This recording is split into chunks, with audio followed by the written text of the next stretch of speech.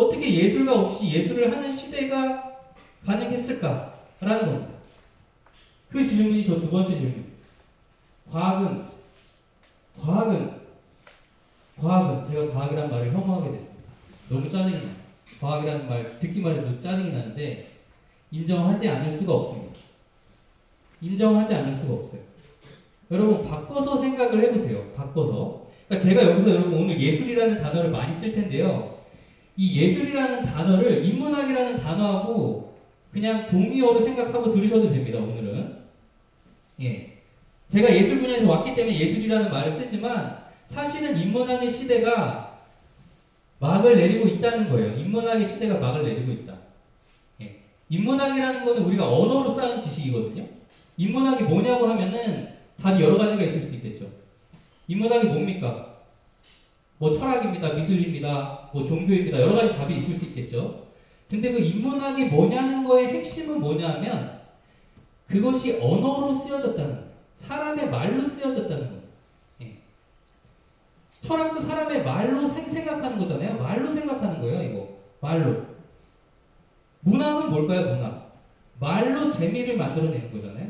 그죠? 말이에요, 말. 언어입니다. 인문학의 핵심은 언어예요. 근데 그 언어는 누가 만들었냐는 거예요, 그 언어를 인간이 만들었잖아요. 예. 언어는 나중에 인간이 만든 겁니다. 자기가 자기의 도구를 만들어 놓고 그 도구로 세계를 이해한 거예요. 내가 나 편리한 대로 어떤 도구를 만들었단 말이에요. 인간이 내가 편리한 대로 어떤 도구를 만들어 놓고 그 도구를 통해서 세계를 이해한 게 인문학입니다. 그렇잖아요. 과학이 사용하는 도구는 뭘까요, 여러분? 과학이 사용하는 도구는 언어일까요? 네, 과학이 사용하는 도구는 언어가 아니라는 게 예술 또는 인문학과의 결정적인 차이입니다. 결정적인 차이. 그래서 어떤 일이 벌어졌냐면요. 예술을 아무리 열심히 해도요. 예를 들면 그림 그리는 사람이 예술대학을 4년을 다니고 석사 박사를 해서 그림 그리는 분야의 박사 학위를 따도 뭐 음악을 하는 사람이 작곡을 하는 사람이 그 분야의 전문 지식을 뭐 10년, 20년을 공부해서 음악 박사를 따도 그런 사람들이 1000명이 모여 있어도 그런 사람들이 10,000명이 모여 있어도 작곡을 하는 인공지능이나 그림을 그리는 인공지능은 만들어지지가 않는다는 거예요. 시를 쓰는 시인이 10,000명, 20,000명이 모여 있어도 전 세계 시인을 다 모아놔도 시 쓰는 기계 만들어 주세요 해봐야 나오지가 않는다는 겁니다. 그게 지금 우리 예술이나 인문학이 닥친 현실인 거예요. 제가 지금 예술가의 종말을 논하고 있는데요. 이 종말의 원인은 내부적인 것도 있습니다. 제가 책에서 이 예술가의 종말이라는 책의 일부가 예술가의 종말에 관한 내부적인 원인에 대해서 쓰고 있어요. 근데 핵심은 그 내부적인 요인이 아니라 예술의 밖에서 일어난 요인 때문에 이렇게 된 거예요. 그건 과학입니다. 예술가들이 우리 예술을 나 좀 더 잘하고 싶으니까 그림도 더 잘하고 싶으니까 뭐 음악도 더 잘 만들고 싶으니까 그거 할 수 있는 인공지능을 만들어 달라고 과학계에 요청한 적이 없습니다. 없어요. 예술가들은 오히려 과학자들이 그런 거 만든다고 하면 반대합니다. 근데 더 좀 기가 막힌 건 뭐냐면 반대하면서 한편으로는 다 포토샵이나 이런 걸 또 열심히 씁니다.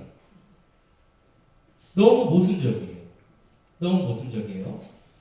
예. 그래서 우리가 지금 생각해 봐야 될 것 중에 하나는 과학이 어떻게 예술을 흡수했을까? 저는 이제 흡수했다고 보는 거예요. 예. 정말 놀라운 일이 벌어지고 있는 겁니다. 제가 좀 전에 예술가 30,000명이 모여 있어도 예술하는 기계를 만들 수 없다고 그랬잖아요. 과학자 몇 명 모아놓으니까 예술하는 기계가 만들어진 거예요. 과학자 몇 명 모아놨더니 예술하는 기계가 만들어진 겁니다. 근데 이게 지금 여러분 제가 앞에서도 말씀드렸지만 예술에 국한된 게 아니에요. 지금 예술에 국한된 게 아니에요. 과학자들을 모아놨더니 이 사람들이 우리가 그동안 했던 지적 업무를 인간보다 더 잘할 수 있는 기계를 만들어내요. 예. 그래서 요거는 제가 그냥 상징적으로 한번 이렇게 그려본 겁니다. 제가 이번 책을 쓰면서 예술가의 종말이라는 책을 쓰면서 그 인간의 역사를 크게 두 가지로 나눠봤어요. 인간의 역사를 시대순으로 나눠보니까 이렇게 되더라고요. 전반부는 예술의 시대입니다. 전반부는 예술의 시대예요. 우리가 인문학이라고 부르던 것들이 인류를 이끌어 온 거예요. 그러니까 인문학 지식이 여러분 제가 지금 이렇게 뭐 인문학을 막 폄하하는 게 절대 아닙니다. 폄하하는 게 절대 아니고 인간 역사가 예를 들어서 뭐 20만 년이라고 하잖아요. 호모사피엔스 역사가 20만 년이라고 하잖아요. 그 20만 년 중에 최근 400년을 빼고는 인문학이 인류를 견인한 겁니다. 여기까지 데리고 온 거예요. 과학이 우리를 이끌고 있는 시대는 길게 잡아봐야 400년이고요. 그게 본격적인 힘을 발휘하고 있는 거는 최근 100년, 200년입니다. 그렇잖아요. 그거를 제가 면적으로 그려본 거예요. 그러니까 여기 제가 주황색 여기다 이렇게 그려놨지만 20만 년 대비 200년이거든요. 그러니까 이것도 엄청 크게 그린 거예요. 실제로 그렸으면 이만큼 그렸어야겠죠? 근데 그러면 안 보일까봐 제가 크게 그려놨어요. 인류의 역사에서 인문학적인 지식이 차지하는 비중이 이만큼이라는 거예요. 면적으로. 다예요. 거의 다예요. 근데 지금 어떤 일이 벌어지고 있냐 하고 그림을 다시 그려보니까 이렇게 됩니다. 나중에 나온 아주 과학이라는 역사가 짧은 지식이 그 앞에 지식을 다 흡수하고 있어요. 그러니까 요즘 여러분들이 심리학을 하던 철학을 하던 뭐 문학을 하던 심지어는 영화를 하던 과학이라는 지식 없이 얘기하면 어떻게 될까요? 내가 과학적인 지식에 기반하지 않고 어떤 말을 한다. 설득력이 있을까요? 설득력이 거의 없습니다. 네, 거의 없어요. 그래서 제가 예술을 전공한 사람 입장에서 지금 와서 지금 제가 이 인공지능에 관심 갖게 되면서 억지로 제가 과학을 뭘 알겠습니까? 제가 수학 빵점 받은 사람인데 뭐 이 수학을 제가 알 수가 없어요. 그 사람들 논문 보면은 다 수식밖에 안 나오거든요. 인공지능 관련 논문 보면은 다 수학이에요. 다 수학. 저 같은 사람이 그걸 이해할 수가 없어요. 그럼에도 불구하고 제가 그걸 보면서 그걸 꾸역꾸역 억지로 보면서 제가 이해할 수 있는 만큼 이해하면서 오히려 감사하게 됐습니다. 감사하게 됐어요. 예술대학에서는 가르쳐주지 않는 예술을 제가 밖에 나와서 볼 수 있게 된 거예요. 네. 제가 예술대학만 계속 있었으면 몰랐을 법한 부분이 훨씬 많을 거예요.